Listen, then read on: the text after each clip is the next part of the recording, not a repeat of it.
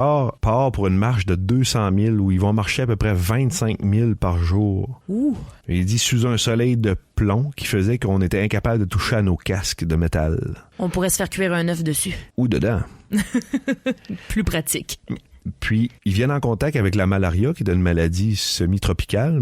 C'est sûr qu'en Italie, on est quand même assez au nord par rapport à ça, mais... Il y a tellement de mouvements aussi sur le terrain qu'on transporte sûrement des virus aussi. Ça, puis ils mentionnent que c'est extrêmement dur parce qu'ils traversent des ruisseaux, puis on peut pas boire. Il faut attendre absolument d'avoir des camions-citernes qui ravitaillent en eau, puis ils donnent ce qu'ils appellent le magrépine contre la malaria. Parce qu'il y a beaucoup de soldats gaspésiens et autres Canadiens qui vont participer au temps américain, qui vont participer à la campagne d'Italie, qui vont attraper la malaria. On en revient aussi pour toujours changer lorsqu'on est exposé comme ça aussi presque tous les jours à de la violence. C'est un effet physique, comme on vient de voir, les maladies, mais c'est aussi très dur psychologiquement. Puis M. Lucien Côté a un extrait dans son livre qui est vraiment très, très dur, puis qui exprime, je pense, bien l'état d'esprit après une longue période au combat. Il mentionne « Nous avions le regard des meurtriers. Normal, ça faisait 6 jours que nous cherchions qu'à tuer. Nous avions certainement l'air d'hommes préhistoriques. Ils devaient nous prendre pour des fous. Nous l'étions aussi. Sans erreur possible, la gourde de vin aidant. » La surexploitation de la violence et l'omniprésence de la mort provoquaient détresse et angoisse, elle-même accentuée par l'éloignement et l'épuisement nerveux. Certains succombaient à la colère, voire à un excès passager de folie meurtrière, engendré par le désir de sauver l'honneur de l'unité, devenu une sorte de personne morale ou tout simplement un camarade tombé. On a mentionné souvent qu'il n'y avait pas d'aide psychologique, mais il y avait une prise de conscience parce que... Mais est-ce qu'il y a des gens, des spécialistes, des docteurs, des psychologues à la limite, qui se sont rendus compte des traumatismes que les soldats pouvaient avoir déjà sur le terrain? C'est vraiment le début. Parce qu'il y a des notes, je suis tombé sur une note justement dans un écrit... qui était contigu à M. Lucien Côté, dans lequel il y a un médecin qui dit, là, il y a une épidémie de meurtre parce que il y a beaucoup trop d'alcool, les gens ont des armes, les soldats ont des armes, puis ils vont s'entretuer entre eux dans les... Entre camarades, là. C'est ça. Il va y avoir beaucoup de suicides ou de gens qui vont faire des compétitions puis se briser les os, là, dans des défis extrêmes. Lui, déjà en 45, voit les séquelles psychologiques. Et ça, c'est bien sûr que dans la deuxième moitié du 20e siècle, il va y avoir une vraie prise de conscience sur tous les dommages qui vont être au niveau de la santé mentale chez les gens qui vont participer à des batailles comme ça. Parce que ça a été un gros combat pour les vétérans de faire reconnaître tout ça. Il y a eu beaucoup de batailles et il me semble qu'il y a quelques années, on parlait beaucoup de ça, de reconnaître ces traumatismes-là pour nos vétérans. Et comme l'armée est faite pour aller attaquer d'autres personnes foncièrement, c'est pas juste l'idée d'approuver l'idée du stress post-traumatique était peut-être dans l'idée de l'État, les dirigeants de l'armée, que c'était comme une forme de fissure dans le salage de ce qui porte justement les militaires. C'était vu comme une faiblesse, ce qui n'est pas le cas. Ben non, c'est juste des êtres humains normaux exposés à des situations qui sont complètement anormales. L'un des Gaspésiens qu'on a nommé un peu plus tôt a participé à une bataille, lui aussi, dans cette bataille d'Italie. C'est la bataille de Monte Cassino, qu'on dit en italien, le mont Cassin, et c'est Willy Tapp. Oui, il a participé. Je savais pas qu'il y avait des... parce que c'était beaucoup dépeint dans la cinématographie américaine. C'est une bataille parce que l'Italie est comme très planche avec une chaîne de montagnes au centre. Le Monte Cassino, c'est un abbaye qui avait été construit vers 530 après Jésus-Christ. Il y avait près de 1500 ans. La bataille va durer du 17 janvier au 19 mai 44. 150 000 soldats de chaque côté vont s'affronter pour une cinquantaine de mille du côté des Alliés qui vont être blessés ou décédés durant cette campagne. L'abbaye était au sommet. Les Alliés essayaient de le prendre sans le détruire parce qu'il y avait une valeur historique tellement grande. Puis malheureusement, dû aux nombreuses pertes humaines, les Alliés vont finir par craquer, ils vont bombarder l'abbaye, le détruire, presque rasé. Donc c'est ça, je savais pas qu'il y avait de soldats et dans le témoignage de Willy Tapp, on peut voir qu'il participait à la bataille de Monte Cassino. Je suis sûr que les auditeurs vont sûrement avoir des images de cette abbaye. C'était tellement repris dans les films, c'est incroyable. Donc Monte Cassino était une étape sur la route de Rome. On dit que tous les chemins mènent à Rome. Ça a été le cas pour ces soldats-là et ça a été la chute de Rome en juin. Oui, le 4 juin, Rome va ouvrir sans bombardement, sans destruction. Est-ce qu'on a fait encore attention à cause de la valeur historique des monuments de la ville? Il y a des moments de lucidité chez les militaires parfois. Dans ces types-là, comme on peut penser, il y a lui qui était responsable de la ville de Paris, Adolf Hitler, il avait demandé de raser la ville avant de quitter. Puis, il a mentionné « Je ne serai pas l'être humain dont l'histoire va se souvenir comme étant la personne qui a détruit Paris ». Donc, c'est ça, nos soldats canadiens se retrouvent à Rome pour une permission et M. Charles Bouchard vit quelque chose d'exceptionnel. Je le cite. « Nous profitons bien de ce repos bien mérité pour nous débarbouiller et nous remettre de la fatigue des derniers mois. On nous avait donné un congé d'une journée pour visiter un peu la ville de Rome, mais surtout le Vatican. Le Royal 22e Régiment, auquel j'étais attaché, se vit conférer les honneurs de remplacer la garde suisse pour une semaine, parce que le Vatican est gardé par... un pays neutre. Puis... ces gardes suisses, qu'on appelle aussi les zouaves pontificaux. Cet honneur nous fut accordé parce que notre régiment était le seul de la religion catholique de la 8e armée. Nous, les Canadiens français, n'étions pas peu fiers, car ce même régiment avait gagné la Croix de Victoria à la Casa Berardi avec le célèbre capitaine Paul Triquet. Pendant qu'ils étaient à Rome, les soldats habitaient chez l'habitant. Et oui, parce que M. Charles Bouchard, dans son livre, nous parle de la famille Benilly, qui, eux, vont l'accueillir dans une famille avec les enfants, avec les grands-parents. Il y avait eu la permission que plus ça allait et plus les Italiens étaient vraiment positionnés du côté des Alliés et non, il y avait plus de moins... Ils se sont moins... peu fait imposer cette guerre-là, eux aussi. Ben, ils étaient avec l'Axe, ils étaient avec l'Allemagne, mais ils ont capitulé très tôt dans la bataille. Il restait quand même des fascistes qui se battaient, mais eux, ils vont être accueillis. Puis ils nous parlent de la grand-mère qui était la nonna, les deux enfants, Paula et Vittorio. Puis il dit que c'était pas le grand confort, mais c'était beaucoup mieux de coucher dans la boue. Oui, puis il y a le réconfort d'être entouré d'une famille aussi, un peu un semblant de normalité.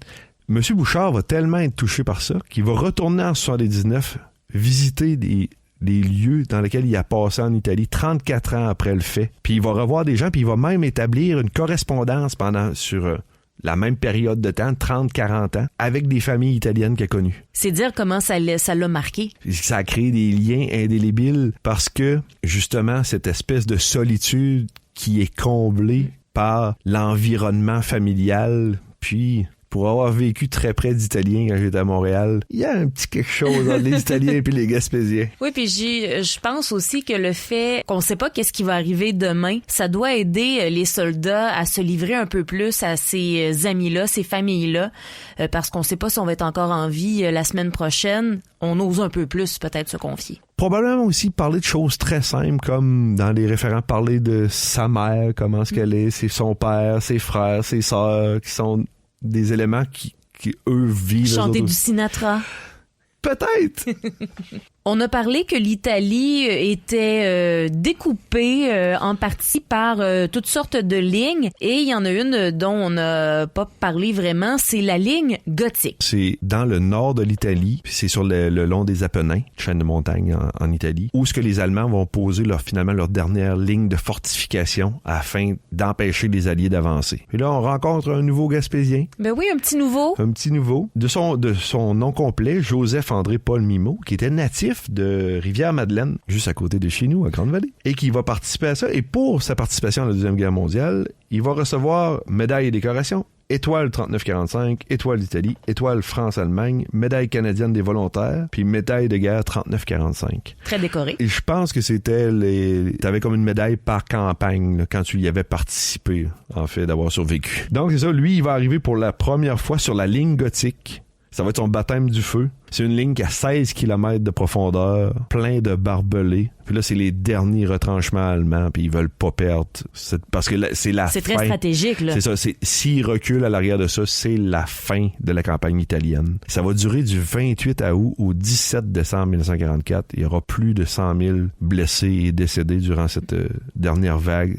C'est les troupes d'élite allemandes qui vont être placées, les paratroopers, les parachutistes, des gens qui viennent de l'aviation. Mais on a vraiment mis les derniers efforts là, j'imagine aussi pour éviter de se faire prendre la ligne. C'est ça, parce que c'était la fin. Pas longtemps après, ça va être effectivement la capitulation. Exactement. Je reprends les mots de M. Mimot qui nous dit « Moi, quand je prenais des prisonniers, les mains en l'air, évidemment. Il y en a qui pleuraient et d'autres qui parlaient de leur famille. Il y en a qui les faisaient courir. Probablement une espèce de punition pour toute la durée de la campagne d'Italie. Mais pas moi. Une fois qu'il était désarmé, il n'y avait plus de danger. Quand j'étais à l'hôpital en Italie, il y avait 3 soldats, un caporal et 2 soldats. Et les 2 m'ont demandé si j'aimais ça, la guerre. Je leur ai répondu que non. Ils m'ont dit « Pourquoi es-tu venu ici alors? » Je suis resté leur bête. Je n'ai pas été capable de leur répondre. Un général, un haut gradé allemand, m'a dit après la guerre « Vous, les Canadiens, on s'est battus contre vous autres. On a perdu, on est vos prisonniers, mais on vous aime. » Qu'est-ce qui s'en vient avec nos troupes gaspésiennes quand on commence à sentir que c'est la fin de la guerre? Là, c'est à quelques semaines de finir. Pour ce qui est de la campagne italienne, en février 1945, les troupes du Royal 22e Régiment vont être réaffectées en Hollande parce que la bataille se poursuit encore dans le nord de l'Europe. Moi, je disais quelques semaines, mais plutôt quelques mois. Exactement. Donc, c'est pour eux, la campagne d'Italie est terminée. Mais ils vont aller combattre encore en Hollande, puis légèrement passer la frontière allemande. Notre cher ami Gustave Bernatchez, lui, avait été blessé aussi pendant ces batailles-là. C'est justement parce qu'il y a eu comme une espèce de pause, puis il va revenir, mais peu de temps avant d'être démobilisé vers la Hollande. Et bien sûr, dans le prochain épisode, on suivra encore son parcours, ainsi que plein d'autres soldats gaspésiens. Je voudrais mentionner un des derniers décédés dans le mois de janvier, René Castillo, le frère de Raoul Castillo, qu'on n'a pas encore parlé, mais c'est parce que monsieur Marcel Castillo m'a écrit sur le site de Radio Gaspésie, sur le Facebook de Radio Gaspésie, pour me parler que son père avait fait le débarquement de Dieppe et il avait été fait prisonnier et il m'a donné une quantité phénoménale d'informations. Je pense qu'on va faire une petite capsule à la fin. On pourra faire une capsule bonus avec les questions du public. Exactement. Donc, René Castillo, natif de Newport, lui, va mourir, si je me souviens bien, en janvier 1945. Mais pour le mot de la fin, on le laisse à M. Fabien Sinette, qui nous parle de son cousin, David Moran, qui, lui, va avoir participé à la campagne, à la bataille de Dunkerque.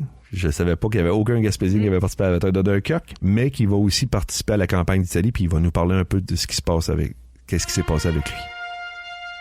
Fait qu'un groupe de 32 jeunes de Gaspé ont décidé de s'enrôler. Les autres, je pense que c'était le 11 septembre, tout début de la guerre. Puis ces gens-là sont enrôlés assez vite. Et puis ils ont parti, après l'enrôlement, je pense qu'ils sont partis pour Québec, je pense 2 semaines après. Puis en décembre, ils ont traversé Outre-mer, en décembre 1939. Fait qu'il y avait un de mes cousins, lui, il venait juste d'avoir 18 ans. Il demeurait voisin de chez nous. Et puis, je me rappelle le matin, quand il a pris le train partait le matin à 6 heures à cette époque-là, avec tous les autres soldats des Gaspé. Fait qu'il avait arrêté de nous voir, et puis il avait cogné à la porte le matin. Mon père n'a pas allumé son poêle. Il a demandé pour moi si j'étais couché. J'étais couché, mais j'étais réveillé. Fait que je me suis levé. Bon, ben il dit, avant de partir, je vais te laisser un souvenir. Fait qu'il m'avait laissé une petite photo. Il y avait l'uniforme à ce moment-là, encore de la guerre 14-18, parce que les uniformes n'étaient pas encore fabriqués. Sur la photo, il y avait cet uniforme-là. J'ai toujours gardé la petite photo. Finalement, ce régiment-là a rentré en action assez vite. Ils les ont envoyés en Italie, au départ. Au départ, c'était en Angleterre, disons. Et de l'Angleterre, à un moment donné, la première expérience de combat, c'est qu'ils ont envoyé à Brest. Fait qu'ils étaient pris, les autres, dans l'affaire de la plage à Dunkirk, là.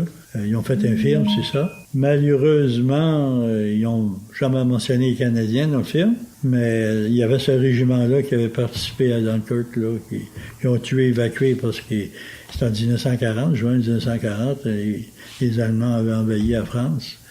C'était probablement le premier régiment de Gaspé qui a connu vraiment l'action, là. Après ça, ils sont allés en Sicile. Et lui, finalement, Dave, il s'appelait Dave Moran, mon cousin. Lui, il s'est fait tuer dans un village pas loin de Ravenne. Il est enterré dans le cimetière de Ravenne. Ce qui était arrivé, les autres, la guerre, il restait peut-être 1 mois ou 2 en Italie, parce que ce groupe-là, ce régiment-là, allait après ça en Hollande, rejoindre les autres Canadiens qui étaient là. Il y avait un système, les autres, pour escorter les prisonniers allemands au Canada. Ils tiraient la courte paille. Fait que ça voulait dire qu'il y avait 1 mois de congé, puis ils vous les envoyaient à leur famille au Canada. Pour les autres, c'était extraordinaire, après avoir combattu toute la campagne d'Italie. Parce qu'on rendu en février, c'était en février. Février, c'était pas mal sur la fin. Fait que c'est lui qui avait gagné, en tout cas, le courte-paille pour escorter les prisonniers allemands. Fait que là, il a dit à ses amis, bon, mais je m'en irai pas de même. Il dit, je vais me faire... J'ai remarqué qu'il y avait un barbier dans le village. Et je vais me faire couper les cheveux.